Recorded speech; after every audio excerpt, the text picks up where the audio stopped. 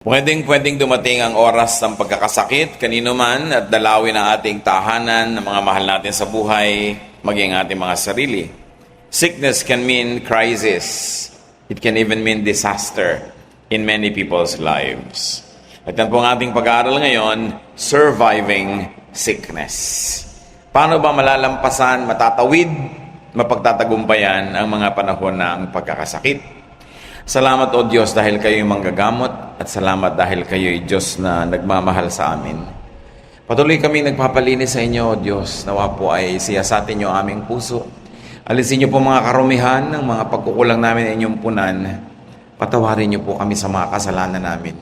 Pinagtatapat namin sa iyo ang aming mga pagkukulang at nawa Panginoon, yung kadakilaan at kabaitan niyo ang siyang mga ibabaw, yung paglilinis ng dugo ng iyong anak na si Jesus ang aming makamtan. At kami maging karapat-dapat dahil sa iyong pagpapatawad na lumapit sa inyo at humingi ng biyaya. Palakasin niyo po ang aming mga katawan, patibayin niyo aming loob, papaglinawin niyo ang aming isip o Diyos, at turuan niyo kaming magtuon ng pansin sa inyo lamang ngayon. We reject and rebuke all works of evil, all presence of evil men and evil spirit. We disempower in the name of Jesus and ask you, Father, to protect us from all harm, especially from falsehood.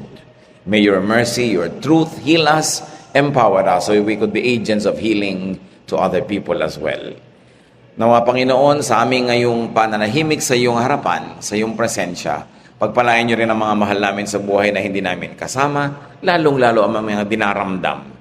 At ngayon din, sa lugar na ito, Panginoon, sino man ang may karamdamang iniinda ng labis, pahiran mo na, Panginoon, ang iyong banal na langis ang aming mga katawan at bigyan niyo kami ng kalakasan, pagpapagaling, pagtitiwala sa inyo at muling pag-asa. Kayo ang aming inaasahan, nilalapitan ng may kasamang panalangin, pasalamat, pagsamba sa ngalan ng iyong anak na si Jesus. Amen. Surviving sickness. Ang Biblia po napakaraming mga kwento, kasaysayan at mga report tungkol sa mga pagkakasakit. Sa katunayan ng Panginoong Jesus, napakaraming nagugol na panahon at lakas, ministry sa pag-aalaga sa mga may sakit, pagpapagaling sa kanila at pagbibigay ng pag-asa. Luke 8:40-42 isang halimbawa. Everyone had been waiting for Jesus, and when he came back, a crowd was there to welcome him. Just then, the man in charge of the Jewish meeting place came and knelt down in front of Jesus. His name was Jairus, and he begged Jesus to come to his home because his 12-year-old child was dying. She was his only daughter. Isang mataas na katungkulan ang maging ruler of the Jewish synagogue. Ito isang distinction, pagkilala ng karunungan, personal din naman kabanalan, at ganoon din naman prominence in society. Meanwhile, this man went to the Lord and begged him to visit his house. Why? Because his daughter was sick, dying in fact, and this child was his only daughter, probably the only child. So when you say daughter here, very close. Sino ba ang mga close sa atin talaga? Mga anak, magulang, kapatid, asawa, sweetheart, partner, kaibigan, sino mang mahal sa buhay, na kung mabuhay ay tayo nadadagdagan ng buhay at kung bawian ng buhay ay may nawawalang bahagi ng ating puso, yun. Iba ang may personal at emotional connection sa may sakit. Pagka may personal and emotional connection, mas lalong parang malaki yung taya. Mas malaki yung mawawala. Mas mahirap sa kalooban. What more, this girl was only 12 years old. She was a 12-year-old girl. In other words, sakop pa ng magulang. Menor de edad, sagutin, pananagutan, dependent. Mas tumindi yung pananagutan nitong si Jairus na ihanap ng lunas ang sakit ng pasyente dahil bukod sa anak niya at kaisa-isang anak ay bata pa. There was so much of life ahead. She was an only daughter, so mayroong personal stake and interest ang magulang. Dahil mahal yung bata, at syempre, napakarami na nilang napagsamahan na pinapahalagahan ng magulang na magpatuloy na mangyari sa buhay nila, at inaasahan niya na sa kanyang pagtanda ay magiging kasama niya ang kanyang anak. magkakaroon siya ng mga apo, biglang ngayon ay nag-aagaw buhay. Parang lahat ng inaasahan mo at lahat ng pangarap mo ay parang guguho. Parang matitibag, mawawala ang lahat-lahat. She was not only sick, she was dying. So all promises and hopes are now gravely threatened. Therefore, Jairus, in spite of his high position in society, begged Jesus. What would you not do? Meron ba tayong hindi gagawin, haharapin, para ihanap ng lunas ang sakit ng mahal natin sa buhay? Luke 8:49-56 sa pagpapatuloy. While Jesus was speaking, someone came from Jairus' home and said, "Your daughter has died. Why bother the teacher anymore?" When Jesus heard this, he told Jairus, "Don't worry. Have faith, and your daughter will get well." When Jesus went into the house, but he did not let anyone else go with him except Peter, John, and James, and the girl's father and mother. Everyone was crying and weeping for the girl, but Jesus said, "The child isn't dead. She is just asleep." The people laughed at him because they knew she was dead. Jesus took hold of the girl's hand and said, "Child, get up." She came back to life right away and got right up. Jesus told them to give her something to eat. Her parents were surprised, but Jesus ordered them not to tell anyone what had happened. So the girl died. Sa kabila ng pagsisikap ng magulang na ihanap ng lunas, namatay at dumating ang masaklap na balita kung kailan papunta na sila dun sa bahay nitong si Jairus. Pero hindi pinansin ng Panginoon yon at sabi rin niya kay Jairus, "Huwag kang makinig sa kanila, manalig ka lang." At pagpasok niya sa bahay, nag-iiyakan na yung mga tao doon, pero sabi niya, "Huwag kayong umiyak, ang bata ay natutulog lamang." Pinagtawanan siya ng malakas dahil alam nilang patay na ang bata. Pero pagpasok doon sa silid na kinasisidlan ng bata, hindi niya pinasunod ang mga tao. Yun lang 2 magulang at yung 3 kasama ng Panginoon, and Jesus brought her back to life. Salita lang. Alam niyo yung salita ng Panginoon, nagbibigay buhay. Kaya kahit pinanghihinaan ka ng loob, marinig mo yung salita ng Diyos, nabubuhay yung loob mo. Napakahalaga na ang Panginoon. Sabi niya kasi, "I am life. I am the life." So sickness and death was defeated for the time being. Siyempre, alam naman nating darating din ang panahon na yung batang yun ibabawian din ng buhay. Maybe at a later time, maybe sa old age niya. But for the meantime, humaba ang ligaya nila, nagsama-sama pa sila ng may buhay. Now, what are some lessons on how to survive a loved one's sickness?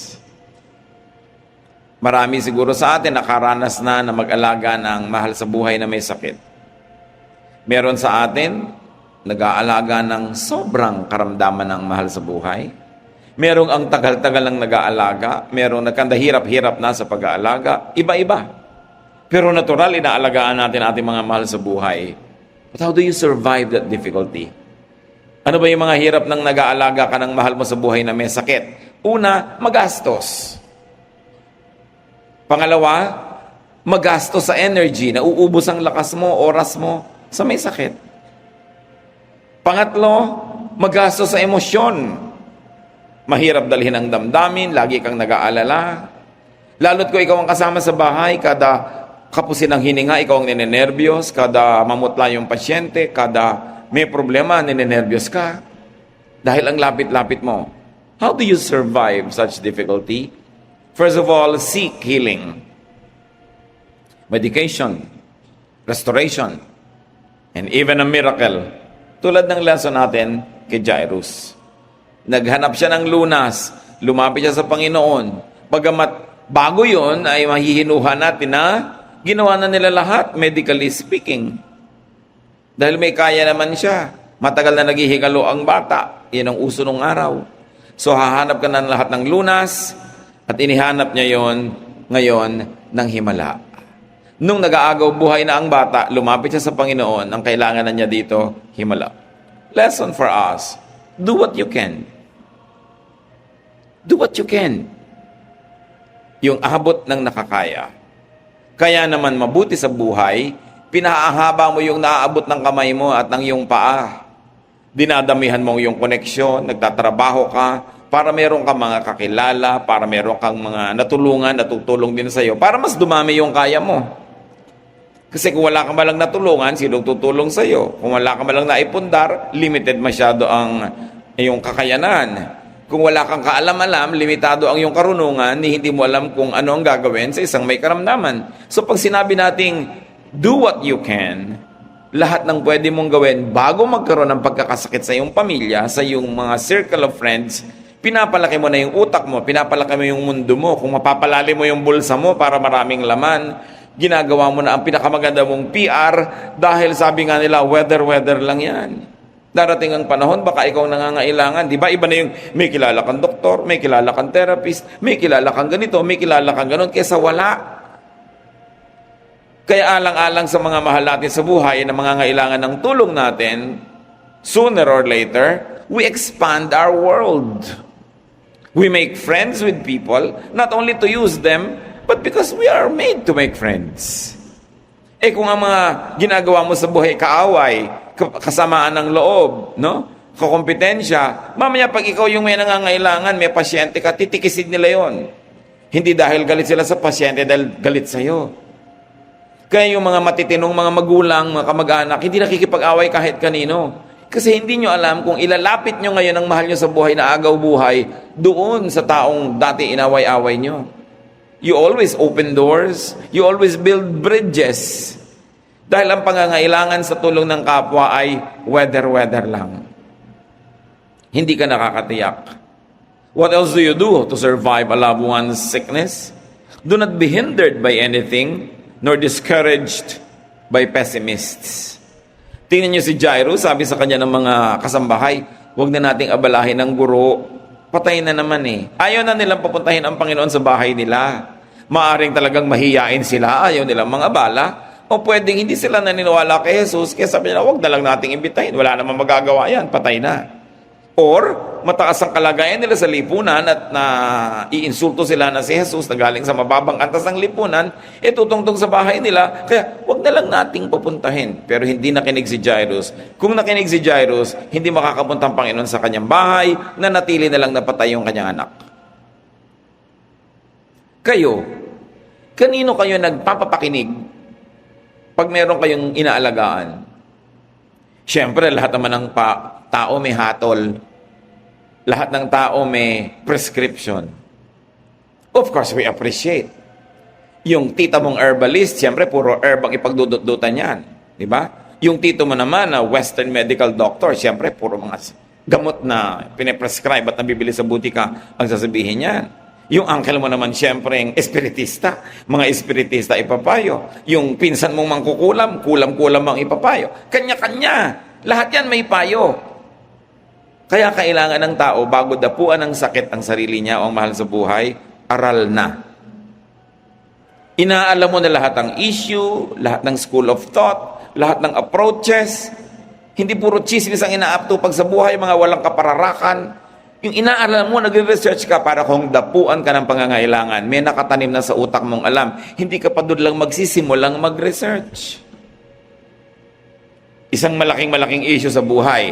Halimbawa, meron kayong mahal sa buhay, huwag namang mangyari, huwag loloobin ng Panginoon, nagka-cancer. Buo na ba sa pamilya nyo kung magpapakimotherapy siya, radiation at kung ano-ano, o yung tinatawag na alternative medicine? Ano na ba talaga ang advantage at disadvantage ito? Ano yung advantage at disadvantage yun? Sinusuri niya na ba yan?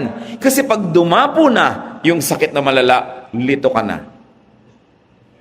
Kaya kailangan inaalam mo so you can survive. But do not be discouraged by pessimists.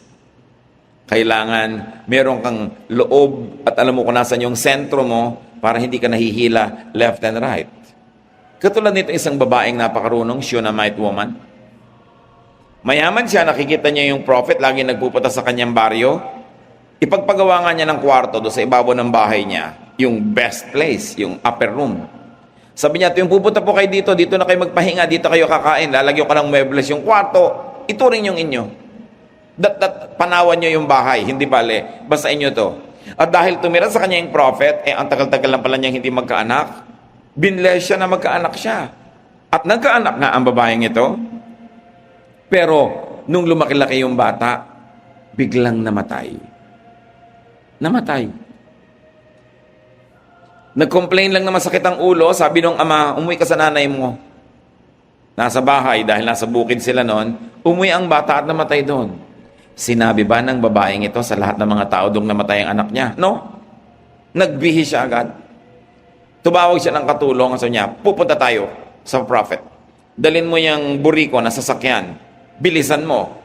At hindi niya sinakyan yung buriko para dyan yung isa kayong prophet dahil papupuntahin niya sa bahay niya. Kasi sabi niya, instrumento siya ng Diyos, nagkaanak ako, malamang isa rin ang gagamitin ng Diyos sa instrumento para mabuhay itong bata. Hindi niya sinabi sa mga kasambahay na namatay dahil baka siya pigilin. Lumakad siya agad. Katulad ng mga matatanda nung araw, paglalakad ng bahay, kuha-kuha na yung tapis, magtatapis na, o kukuha nila yung bandana na, lakad ang babae. Nung dumating siya sa propeta, napansin ng propeta, siguro mabigat ang problema ng babaeng ito dahil sumasagsag. Sabi niya, bakit mo ko pinaasa? Sabi ko na nga ba, huwag mo na lang ko bigyan ng anak, babawiin din lang pala, mas masakit.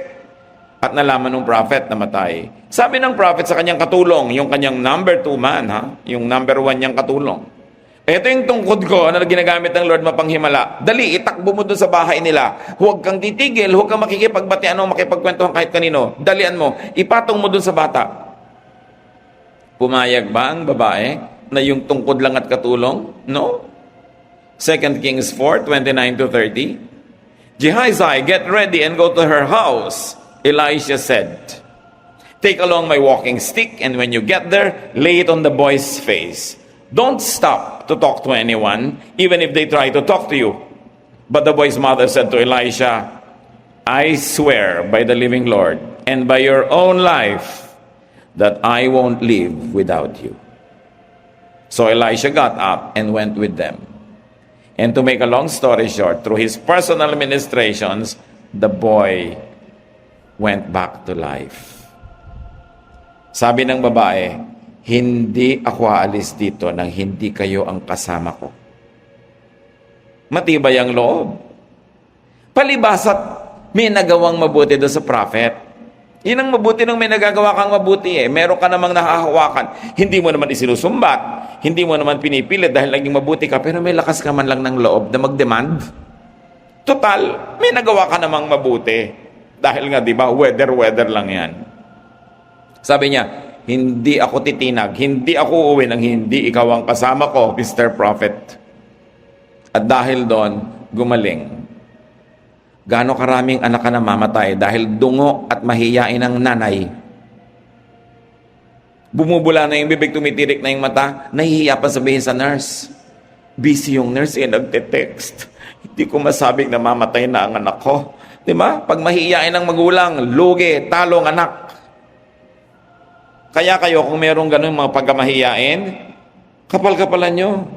Tibay-tibayan ang sikmura. Dahil kung nakaasa sa inyong dilihensya ang ikabubuhay ng mahal nyo sa buhay, talo na.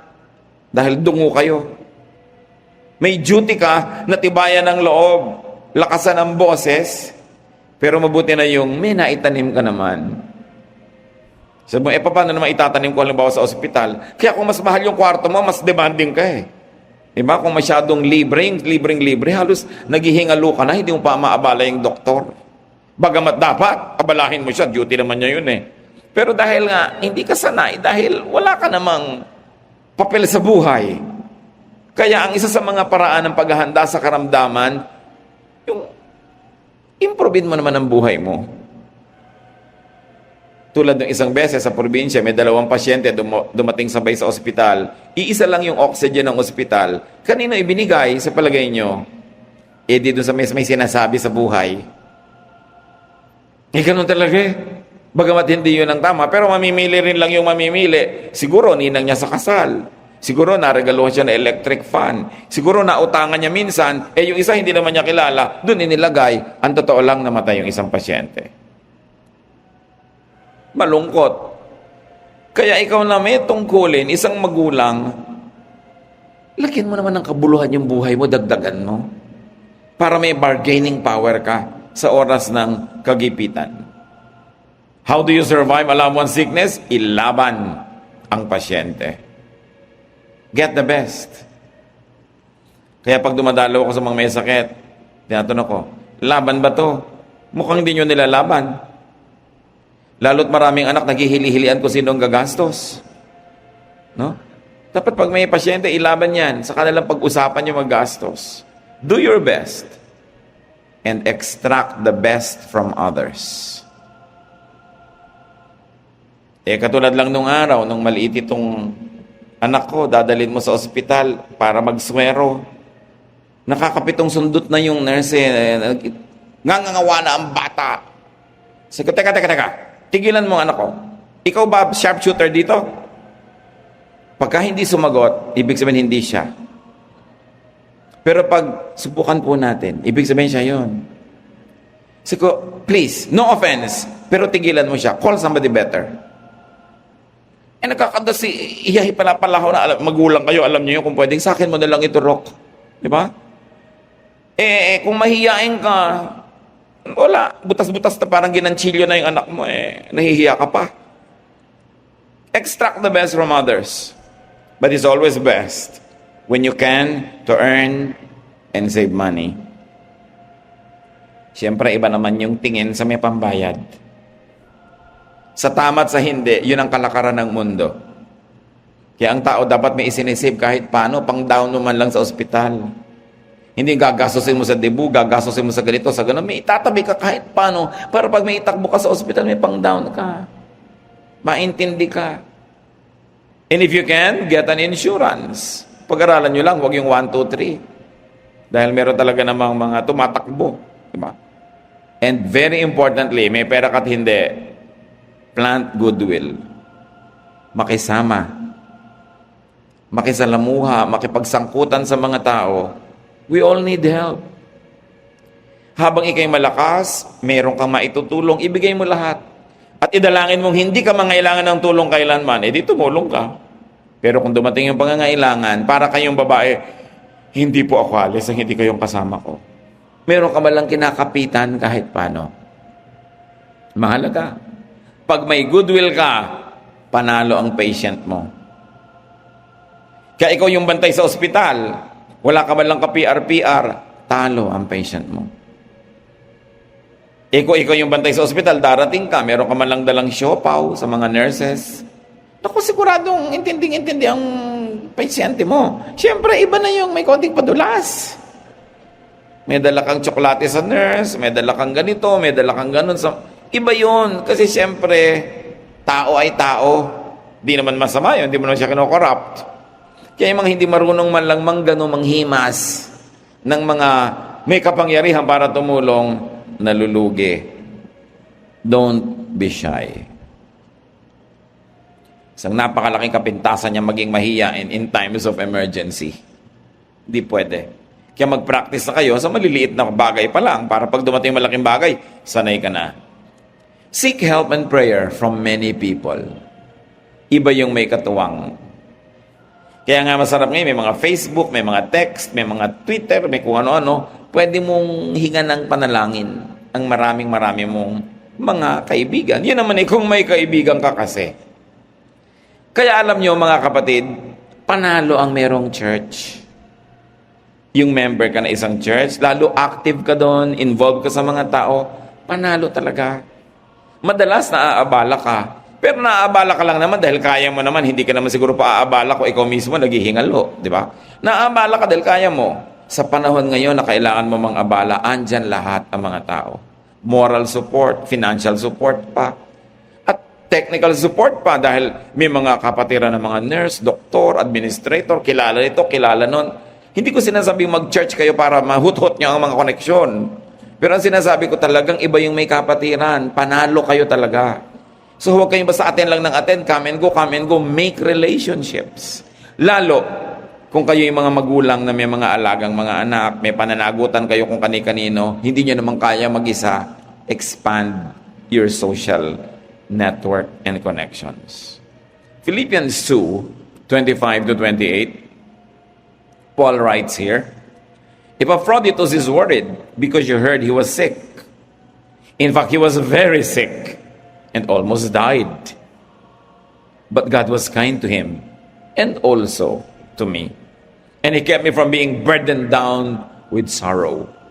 Now I am more eager than ever to send Epaphroditus back again. You will be glad to see him, and I won't have to worry any longer." So here, isang katulong ni Paul sa kanyang ministry, si Epaphroditus, almost died of sickness, of doing something wrong for the Lord, and in the process, he could have gotten sick. At maraming nanalangin. Alam nyo, kung meron kayong inaalagaan, alam nyo marami kayong katuwang panalangin, doon pa lang gumagaan na yung burden nyo. Gumagaan talaga. Lalo pa nga kung alam nyo, God answers prayer. Importante yung prayer ministry. Ngayon, huwag naman kayong sumusulpot lang sa prayer ministry para lagi magpa-pray. Pamisa-misan, lalo't kung malakas ang espiritu nyo, you are in a giving mode, pumunta kayo doon. Nandito po ako para mag-pray naman para sa iba. Sino ba mga ipinagpe-pray dito? Gusto ko maging prayer minister din. Hindi lagi ikaw ang tanggap ng tanggap. Tuwing hindi mo kailangang tumanggap, ikaw magbigay. Para ka lang nagsisave sa bangko noon. Dumaganda ang iyong account. Now, about dying. Di ba lahat nag-alala? Baka mamatay si Epaphroditus. Tanong mga kapatid, at hindi ko gustong maliitin ang pag-aalala natin pag may parang nanganganib ang buhay. Gaano karaming beses na mayroong parang nanganib ang buhay, pero nabuhay naman. Lumakas uli, nabuhay. Konting-konti yung sumakabilang buhay. Why? Because people almost die, but they usually 99% don't. Anong ibig sabihin? Yung isang taong kilala nyo, ilang beses na nagkasakit at naratay at nanganib mamatay. Pero di ba sa buong buhay niya, isang beses lang siyang mamamatay. So by virtue of statistics, by virtue of statistics, hindi mamamatay yan. Kasi minsan lang mamatay ang tao. Pag namatay siya, tapos na yung kwento. Dapat, ang dami nating mga panahon na halos ay mamatay-matay tayo. Death happens only once. It's only 1%. So again, by virtue of statistics, your patient will most probably survive this sickness. Bakit ka lang sobrang nagwo-worry? Kumisan hindi dahil sa intensity of the disease or sickness or illness, dahil sa lapit ng pagmamahal mo sa Kanya. Mas mahal mo, mas nag-aalala ka. But the warrior kills and dies many times. Seek many helpers, have many helpers, earn many helpers. Gumagaan. Yung pag merong parang mamamatay yata siya, isip mo, hindi mamamatayan. Kung pipili lang kayo ng iisipin nyo mamamatay o hindi, dapat hindi. Kasi talaga namang madalas hindi. At minsan lang mangyari, minsan lang yun. Hindi na mauulit pa, dahil nga namatay na. Diba? Tingnan nyo yung insurance, life insurance. Bakit kayo ni-insure? Kasi alam ng insurance company na kahit may makuha ka pag namatay ka, hindi mo naman sasadyaing mamatay dahil mahal mo yung buhay mo, alagaan mo yung buhay mo. So it goes against all nature for you to want to die just because may makukuha yung loved ones mo. So you will preserve your life. So ang isang taong may sakit, gagawin niya ang lahat para siya gumaling. Ang lahat ng kakilala niya, gagawa ng magagawa nila para siya pagalingin. Kung siya ay nasa ospital, yung mga doktor, yung mga technician, yung mga nurses, gagawin lahat para siya pagalingin. So, 99% of the time, mabubuhay siya. Hindi ko minamaliit yung 1% na pwede siyang sumakabilang buhay, pero kinakain at pinapatay tayo ng thought. Na kahit naman isipin mo, hindi mo siya kayang buhayan kung talagang mamamatay siya. So, wag yun ang isipin mo. Ang isipin mo, mabubuhay siya. Dahil kung hindi man siya nabuhay, at least hindi ka nasiraan ng loob at hindi ka sobrang nagdamdam at hindi ka nawala ng desisyon. Ngayon, kung nabuhay naman siya, can you imagine? Nabuhay naman siya, nag-alala ka pang mamamatay siya. So kung pipili kayo sa dalawa, ang paniwalaan nyo, ang panghawakan, ang tingnan nyo, mabubuhay siya. Although, do your best para siya talaga mabuhay at gumaling. Huwag niyong palakihin sa usap niyo yung baka mamatay. Minsan man, dyan pa lang eh. Kaya mild pa lang yung sakit, iniisip mo na agad, naku, mabubiyuda na ako. Anong gagawin ko? Paano ko papakainin ng mga bata? Anong ibabayad ko sa mga utang? Utang na loob, lagnat laki lang. Napakalayo kasi ng nararating ng imahinasyon natin pag mahal natin yung tao. Kaya, sabi nga ni Buddha, mas magmamahal, mas nasasaktan. Mas na-attach ka, mas nasasaktan ka. Ang sabi naman ng Panginoong Jesus, magmahal ka. at ipagtiwala mo sa Diyos. Diba? Gawin mo lahat ng magagawa mo. So, how do you survive a loved one's sickness? Don't worry. Have faith. At si Jesus ang may sabi nun kay Jairus, don't worry. Anong magagawa mo? Paano ka magwa-worry? Okay, meron kang pasyente. May dengue siya. Nag-transfusion na. Ginawa na lahat ng magagawa. Ano pang magagawa mo? Try not to worry. Have faith. Believe. Iba kasi ang worry pag malapit, pag mahal, pag may personal interest and connection. Pero sikaping huwag masyadong maging ganon. Huwag magpa-apekto ng ganap. Kasi kung ikaw ang tutulong sa pasyente, sira ang decision mo, you're emotionally wrecked. What can you do? So, do your best to help, then try to have some distance. Like what you do in other cases. What do we mean? O yung palang si ganong kamag-anak natin, may sakit, ipag-pray natin. O ipinag-pray mo na, pagka-pray mo, di ba, tapos na, may gagawin ka ng iba, tuloy ang buhay. Si ganun palang kaibigan natin, may sakit, o ipag-pray. Pagka-pray mo, tapos na yung prayer mo, bukas, nadalaw ako sa kanya, pero tuloy ang buhay. Pero bakit pag mahal na mahal mo yung may sakit, ipinag-pray mo na, pagkatapos mo mag-pray, nagwo-worry ka uli. Ito yung sinasabi ko mga kapatid na suggestion ko na para i-protect nyo ang sarili nyo from needless worry. Total worrying won't do anything good and it won't help the patient. Pray and forget. Mahirap gawin pag mahal mo. Pero ipagtiwala mo. Gumagaling din naman sila, di ba? Ang dami na nating hindi sobrang nating mahal, hindi sobrang malapit, naalaman nating may sakit, pinag-pray natin, then we totally forgot. Then the next thing you know, galing na siya. Hindi ka naman nag-worry, hindi siya pinagaling ng worry mo, wala ka nang ginawa, gumaling din naman siya. So, pwede ba natin kayang i-apply yun sa mga mahal natin sa buhay? Ipinag-pray mo na, pinagkatiwala mo sa Diyos, ginawa nyo ang pwedeng gawin clinically, diba? Technically, medically, wala, ginawa nyo na lahat. And then, pinag-pray mo na, try not to worry. Kasi wala namang ma-accomplish. Pag kasi malapit ang ipinagpe-pray, ganito tayo eh. Pray, tas worry. So pray uli, tas worry uli, at walang katapusang kape-pray. Sabi naman ni Lord, di ba? The Father knows what you need before you ask Him. Don't be like unbelievers who keep on saying many, many things. They think they will be heard for their many words. Bakit pag hindi mo sobrang mahal yung may sakit, ipagpe-pray mo naman talaga, pero pag konting words, ay pag-pray mo na tapos na, pag mahal mo pa ulit-ulit. In other words, nagkukulang ka lang ng pagtitiwala dun sa talab ng prayer mo mismo. At ginagawa mong therapy sa sarili mo, yung paulit-ulit na pag-pray, to make yourself feel good. Because sometimes, pag mahal natin sa buhay ang may sakit, we feel guilty pag hindi tayo nagwo-worry. Halimbawa, ito yung pasyente, nasa room, nagre-recover, sasabihin mo kay Bantay, halika muna sa baba, papakainin kita sa restaurant. Bababa kayo, hindi rin makakain. Nagwo-worry tungkol sa pasyente sa taas. Parang, bakit? Parang masagwa naman na kumakain ako dito, may sakit yung pasyente. Bakit kung hindi ka ba kumain, mabubusog siya, meron bang benefit sa buhay niya kung nahirapan ka? Wala naman. Di mag-enjoy ka na dito. Sandali lang naman, may break ka. This is how you survive becoming a caregiver. Hindi ka dapat mag-guilty. Doing and giving your best maximizes the patient's chances. And it minimizes the possible guilt or regret. Basta ang point lang dito mga kapatid, do your best. And when you've done your best and you have prayed, relax, difficult as it may be. Don't be brought down by excessive sorrow or worry. Don't be guilty.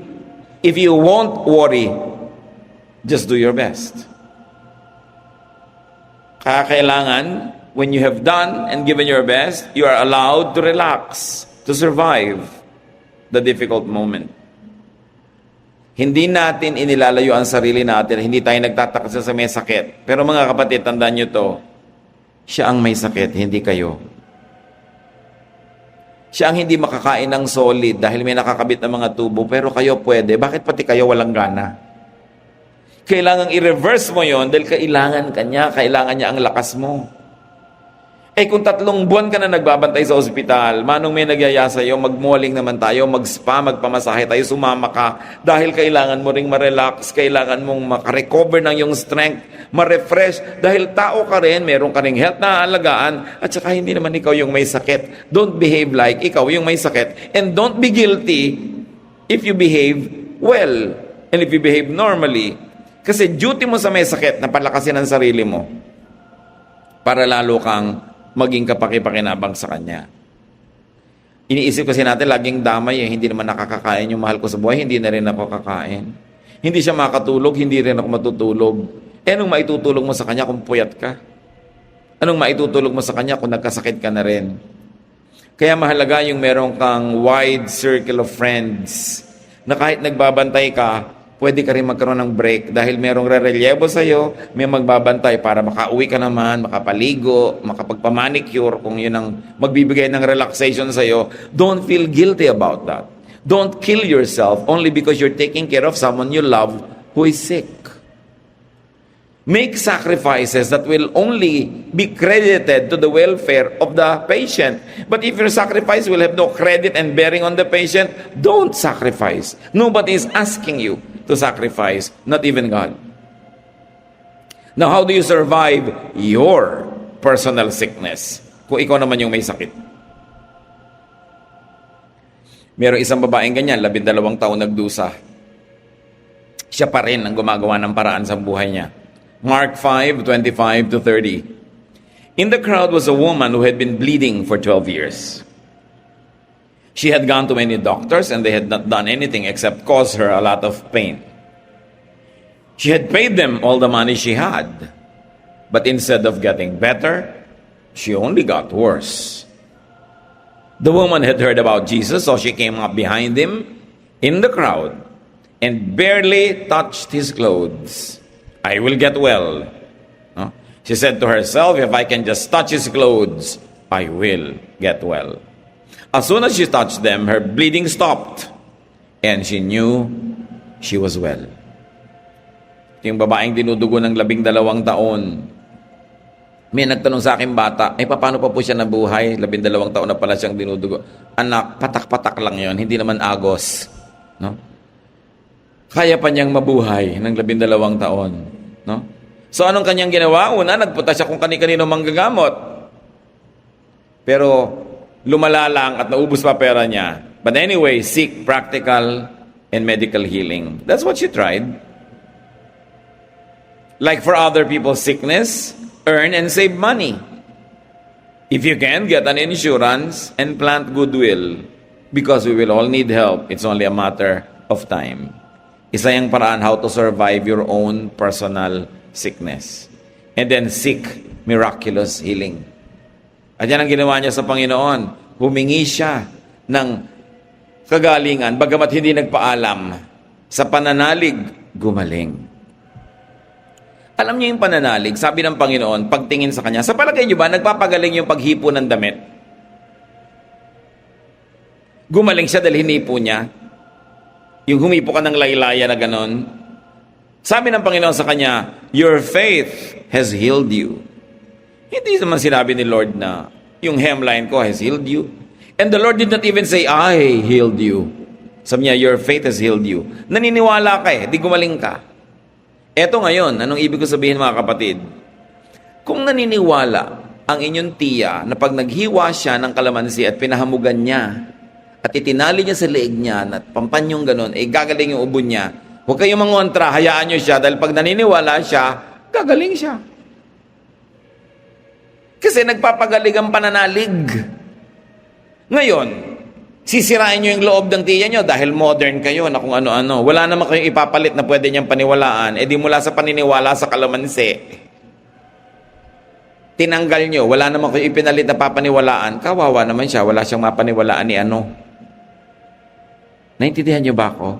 Kasi marami mga born again Christian pakialamera sa lahat ng pinaniniwalaan ng tao. Nako, huwag ganyan, huwag ganyan. Ano ipapalit mo? Maniwala ka kay Lord. Ganun ba kadali na ipapalit ba yun? Maniwala ka, niniwala nga siya bigla. So it's very unkind to shake the core beliefs of a person when you have no program or nothing to give in exchange for what she might give up. Yung paniniwala kasi, nagbibigay yun ng kapayapaan eh. Lalo't hindi naman masama yung paniniwala, hindi demonyo, hindi naman evil, hindi masamang gagawin. Naniniwala siya halimbawa na, kailangan bago niya inumin itong ganito, ilagay muna dyan ng ilang minuto. Di hayaan mo siya. Hindi yung kontra ka ng kontra. Kadalasan pati kayong mga very modern medical doctors, ganyan eh. Merong ayaw maligo agad dahil napagod ang paa, dahil baka mapasma. Walang pasma.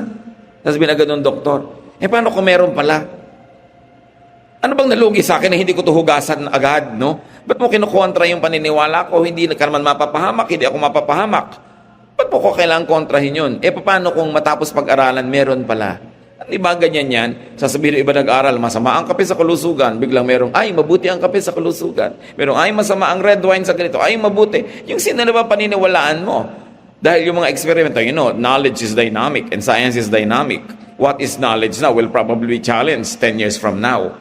So, huwag ka lang kontra ng kontra for the sake na makapangontra ka kung wala kang ipapalit. Ang kawawang tao, hindi yung basta naniniwala sa kung ano na lang. Mas kawawa yung walang pinaniniwalaan. Kasi pag dumating ang pagsubok, dumating ang hirap, walang makapitan yung loob niya. Siya ang nalilito. Kaya napakahalaga ng relihiyon. Napakahalaga ng pananalig. Dahil yan nagbibigay sa'yo ng anchor, nagbibigay sa'yo ng tibay, may kinakapitan ka. At mahalaga yung para maitawid ka sa isang mahirap na sitwasyon. So, as we were saying, seek miraculous healing. Tulad nitong isang hari. Yung hari ba naman na may sakit, puntahan ng propeta, sabi ng propeta, mamamatay ka na. Hindi ka na babangon muli. Gusto nyo ba yung ganon? Isaiah 38, 1-6. About this time, Hezekiah got sick and was almost dead. So Isaiah, sabi ng kwento ng prophet, went in and told him, the Lord says you won't ever get well. You're going to die. And so you had better start doing what needs to be done. Hezekiah turned toward the wall and prayed, don't forget that I have been faithful to you, Lord. I have obeyed you with all my heart, and I do whatever you say is right. After this, he cried hard. Then the Lord sent me with this message for Hezekiah. I am the Lord God who was worshipped by your ancestor David. I heard you pray, and I saw you cry. I will let you live 15 years more, while I protect you and your city from the king of Assyria. Sinabi na ng Diyos sa propeta, pumunta ka doon, sabi mo mamatay na siya. Huwag na siyang umasa pang hahaba buhay niya. Sinabi naman ng propeta, nagdadasal ngayon itong mamamatay na hinatulan, ng umatungal sa Diyos. Meanwhile, yung propeta umalis na. Nasa kalagitnaan na siya nung bulwagan, lumabas siya doon sa kwarto, tinawag siya muli ng Diyos, bumalik ka. Bakit po? Sige sabihin mo, 15 years pa. Bihira naman, mapapahiya naman ako niya. Sinabi nang mamamatay eh. Balik. So bumalik ang propeta, 15 years ka pa daw. At yung gera na kinakatakutan mo, mananalo ka, ipoprotek ka pa. Bakit humaba buhay? Bait ng Diyos. At malakas din ang loob humingi. Humingi. At sabi pa, di ba ang bait-bait ko naman po? Sinunod ko lahat ng utos nyo? Lahat ng ipinapagawa nyo? Ginawa ko naman. Bakit naman kailangan magigiksi ang buhay ko?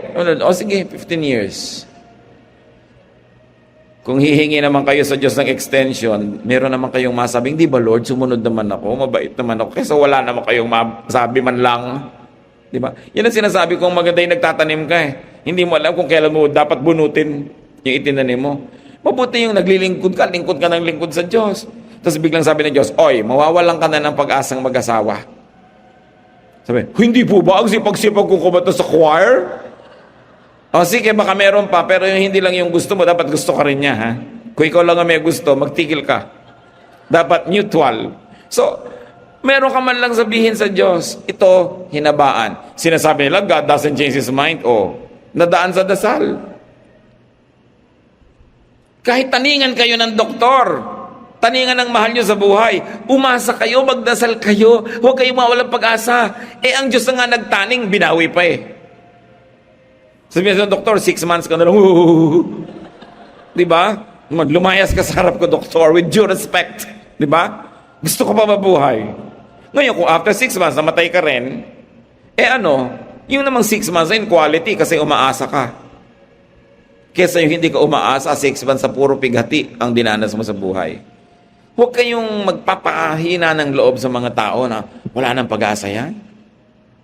Meron pa dadalaw sa ospital kung kailan nadidinig ng pasyente. May dinalaw kaming ganyan last week, namatay nga eh. Huwag ka nga makadalaw-dalaw sa akin. Di ba? Visitor from hell. Ang daming ganung mga tao, tactless, kung ano nang pinag-uusapan mga namatay, nagkasakit, sa harap ng dinadalaw nila. Doon pa pag-uusapan. Nakakasira ng loob. Darating kayo doon yung may cheer. Yung kahit anong itsura nung dinadalaw nyo, lakasan nyo loob nyo. Kung mahal nyo sa buhay, darat na nyo kay payat-payat. Huwag yung, ang kawawa itsura mo. Diba? Ikaw dapat unahing ilibing. Dapat hindi mo lang para pinapansin. O, nag-lose ka ng konting weight. Makakaligayin ka rin. Bubuhayin nyo loob. Hindi yung lalo yung taong pinanghinaan ng loob dahil dumalaw ka. Kailangan may ministry kapag dalaw. So ito ba naman yung dalaw to, sabi, mamatay ka na. Kaya naman niya ginawa, utos ng Diyos. Diyos na ang nagtaning, ha? So ang moral lesson, huwag kayong patataning. Umasa, manalig. Ngayon kung talagang oras na, hindi mo na mapigil, pero yung nalabi, umaasa ka, kesa sa namimighati ka. At ano na malay mo, ipagkaloob sa'yo ng Panginoon.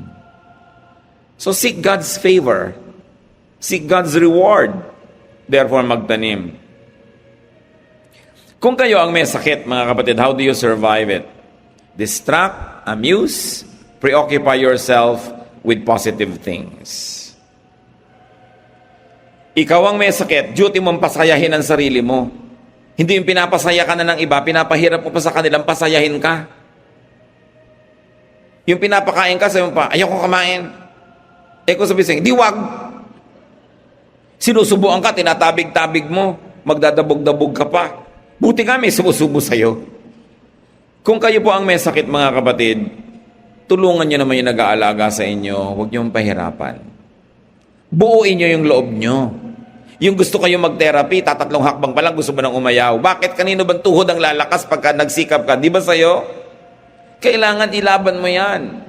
Yung may sakit ka, ayaw mong kumain, mas ayaw mong kumain, mas dapat kang kumain. Kasi pag nakinig ka dyan sa ayaw mong kumain, mamamatay ka. Ang katawan kasi dumadating yung point na parang gusto na mag-give up, doon mo siya dapat labanan. Yung pinapatawa ka, hindi ka malang tumawa-tawa. Naghahanap ka ng lungkot. Kailangan pasasayahin mo ang sarili mo. Lift up your emotional situation, your spirit. No? Dahil you have better health and higher resistance to infection when you are happy. Pasayahin niyo ang sarili niyo, ihanap niyo ng comfort. And set people free from your sickness. Remember, kayo ang may sakit, hindi sila. So payagan niyo silang mabuhay, payagan niyo silang magkaroon ng pinaka-normal na pwedeng buhay, kahit sila dedicated sa pag-aalaga sa inyo. In other words, may mga moment na hindi mo kailangan lagi na magbabantay, palayain mo siya, hayaan mo siyang mamasyal, hayaan mo siyang gawin yung gagawin niya. Hindi laging nakatutok ng nakatutok ng nakatutok. Hindi ko mo tayo may sakit, magiging sobra na tayong selfish. Kasi baka maubos yung lakas o yung pasensya ng nag-aalaga sa atin.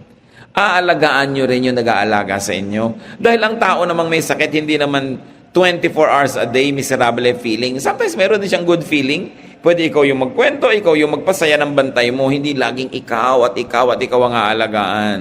Be as independent as possible. Kung magkakaroon kayo ng sakit na pang matagalan, yung haba, mag-aral kayong kumilos. Mag-aral kayong maglakad, mag-aral kayong pumunta dito, gawin nyo. Yung lahat ng pwede nyong gawin nyo para naman magaan ang magiging pag-aalaga. The spirit is willing, but the body is weak. So sometimes, bababa yung standard ng pag-aalaga. Kasi kung minsan, ang iiwasan natin kung tayo inaalagaan, mga kapatid, yung makainisan. Yung alam na alam nung nag-aalaga sa'yo, nagpapalusot na to, nag-OA na to, sobra na, yung mainis sa'yo. Dapat alam niyang ikaw din tumutulong para pagalingin na yung sarili, sinisikap mo rin yan, at hindi ka entitled na gawin ang lahat na miserable only because you're sick.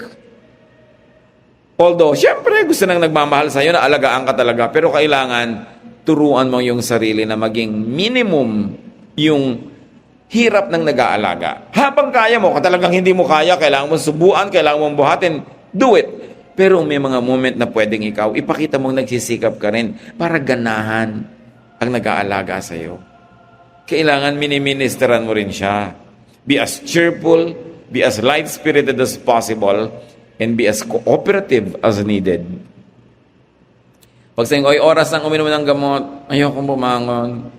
Pilitin mo kasi may oras eh. Kailangan ng tao sikapin. Of course, prevention is an excellent cure. So kung gusto mong to survive a sickness, prevent the illness.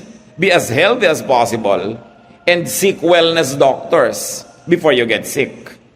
Uso na yan ngayon, mga wellness doctor. Dati kasi ang doctor puro sa sickness. Pag sick ka, you go to the doctor, di ba? Ngayon, marami ng doktor na pupunta ka sa kanya precisely para hindi ka magkasakit. Preventive, aalagaan ka, itataas ang immune system mo, aalagaan ka na bago ka pa magkasakit. At mas madali yon kaysa kung kailan may sakit ka na. Faith and positive attitude are excellent healers. So develop your faith. Improve your attitude. Survive sickness with cure for the body. May sakit ka, survive it by getting all the best cure. And while your sickness is there, survive sickness with a positive attitude. Ang laking gamot, ang attitude. Positive yung attitude mo, cheerful ka, cooperative, hopeful, and you have faith, ang bilis mong mag-respond sa therapy, sa medication. May mga patunay na mga clinical test niyan. And survive sickness that does not end in wellness, meaning it ends in death, with faith in God. Talaga naman kasama sa buhay yun eh. Ang mahalaga, handa ka, wala kang mahabang listahan ng mga utang sa kapwa, pwede kang umalis any moment, wala kang mga malaking atraso sa Diyos, lagi kang lumalapit sa Panginoon, nagawa mo yung mga dapat mong gawin, yung mga gusto mong gawin, ginawa mo nung kaya mo. Kung talagang gagraduate ka na, tinatawag ka na, wala ka na rin masyadong regret kung nabuhay ka naman. So, let others survive your sickness. Hindi ko mo nagkaroon ka ng sickness, namatay na ang lahat dahil hindi ka marunong mag-cooperate. So enjoy health and enjoy life while healthy. Huwag niyong kakalimutan kahit kailang ipagpasalamat, ipagdiwang at ipamuhay ang isang araw ng kalusugan kasi hindi ka nakakatiyak kung bukas malusog ka na naman. So huwag sasayangin ang bawat sandali na pwede kang mag-enjoy ng good health. Survive sickness by having and by getting the most of life in spite of sickness. Konting-konting kasakitan lang yung pagka dumapo sa'yo, wala ka nang pwedeng ma-enjoy sa buhay. So hanapin nyo yung pwede nyo pang ma-enjoy. Get a life, though you have some sickness. Lahat naman tao may kanya-kanyang level and form of sickness eh. And get a life, though your loved one is sick. Huwag kayong mag-guilty kung hindi kayo nagwo-worry, nag-e-enjoy, nagpapahinga kahit may alaga kayo. Kailangan nyo yun. At gusto rin ng Panginoon, alagaan nyo ang inyong sarili. At may isa pa, mga kapatid, tulungan natin yung mga tumutulong sa may sakit. Kaibigan nyo, nag-aalaga ng nanay, pwede nyo naman mahalinhan pamisa-misan. Pwede yung abot-abutan ng konting cash. Tulungan, dala ng pagkain. Pag meron kayong alam na nag-aalaga, tulungan nyo. Lalo kung ang nag-aalaga ay kapatid nyo at ang inaalagaan magulang nyo, tumulong kayo mabuti. Maraming mga kapatid, hindi naman pala alaga ng magulang, yun lang kapatid na isa, kung sino man yun, yung kasama sa bahay, o kung sino man yung bunso, o yung walang employment, yun na lang lagi ang magtatrabaho. Aba, kung kayo'y 8 anak, o 5 anak, o 3 anak, pare-pareho kayo dapat nag-aalaga. Hindi abot ka lang na abot ng pera at yung isa lang lagi naggasgas ka aalaga. Nag-aalaga ka rin, hindi mo dinadaan sa abot-abot yan. Dapat may personal alaga ka, lalo magulang mo. Ang mga pamilya nagtutulungan sa pag-aalaga, hindi lang yung na-assign siya na lang lagi. At usually, yung kapatid yun na hindi nakapag-aral, hindi na-employ, yung nandun lang lagi, siya ang laging taga-alaga, siya ang muchacha ng lahat. No, tutulungan nyo siya. Dahil siya man, kailangan niya ng ministration. Remember, every able-bodied person has a duty and privilege to take care of the sick, especially if they are your loved ones. Panginoon, salamat dahil napakaraming example sa Bible na pwede naming tularan, pwede kaming matuto sa kanilang karanasan. Ang dalangin namin, Panginoon, bigyan niyo kami ng karunungan. Una, how to survive the sickness of those we love. Lalong-lalo kung malapit ang loob namin, kami talagang nagmamahal. Turuan mo kami, Lord, to have a certain level of detachment so that we will be able to survive and be healthy and strong so we can help even more. Turuan mo kami huwag masyadong emosyonal. Nagawin namin ang lahat ng kayang magagawa at pagkatapos noon, turuan ang sarili namin na magpahinga rin, mag-relax, at kung pwede, mag-enjoy din sa buhay na hindi naman namin ninanakaw doon sa may sakit yung enjoyment namin. Teach us, O Lord. At ganoon din naman kung kami may karamdaman, ituro nyo sa amin kung paano paggagalaanin namin sa mga nagmamahal sa amin yung pag-aalaga. Teach us to be cooperative. Teach us to be cheerful as much as possible. At ganoon din, Panginoon, palakasin mo po ang katawan ng mga kapatid na ito na hindi lang sa kanilang paglilingkod sa may sakit magamit ito para sila man, bagamat nahiglilingkod sa mga may sakit, they will get a life and enjoy life because life is a gift from you. Mga kapatid, tumanggap kayo ng pagpapala sa Panginoon, pagpapalang pisikal, emosyonal, spiritual, maging financial. At nawa, kalooban ng Panginoon na lalo kayong magamit niya na matibay, nakasangkapan at daluyan ang pagpapala niya sa mga inaalagaan at minamahal yung mga may karamdaman. Ilayo kayo sa mga karamdaman at kayo lagi maging agent of cheerfulness and agent of hope to the people that you care for. Thank you, Lord, for hearing our prayer. Kayo ay nagpapagaling. Ituro mo sa amin, Panginoon, ang dapat gawin para maggalingan kami. At kung hindi nyo pa kalooban, meron pa kaming pinag-aaralan dapat may matutunan, give us patience and continue, Lord, to give us hope as the Spirit leads. Be in the powerful and healing presence of our Father.